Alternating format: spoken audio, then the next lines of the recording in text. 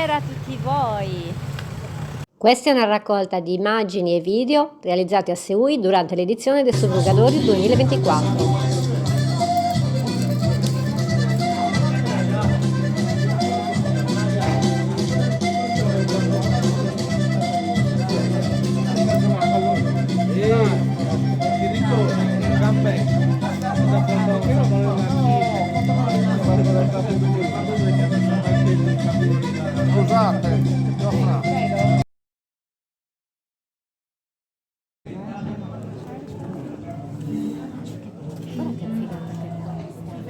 Guarda un po'. Abbiamo a casa una cintura realizzata a mano da Cosingius di Senorbi Nurallao, perché loro lavorano a Senorbi ma sono di Nurallao e questa è la loro bottega. Il cinto è bellissimo, e la cucitura color Rassena, perché a noi piace moltissimo, e questi sono altri dei loro manufatti. Vi aggiungo che oltre a essere bravissimi, lui è anche giovanissimo e, come abbiamo detto a lui stesso, una vera rarità di questi tempi. Laboratorio di escursiones con Ornella, Vilma e altre bellissime ragazze di Seui. Le nostre massaie non avevano le unghie smaltate, ma queste non vanno via neanche se grattate con uno scalpello, quindi sono comunque igieniche. Semplicemente ci siamo adeguati ai tempi. Grazie mille. Non lo so se le lavava qui. Questo è il lavatoio comunale di Seui.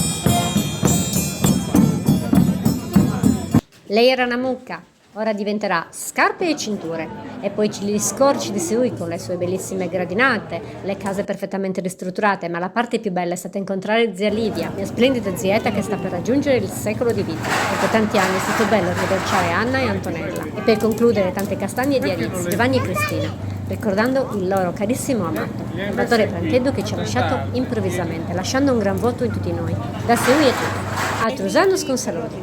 Noi abbiamo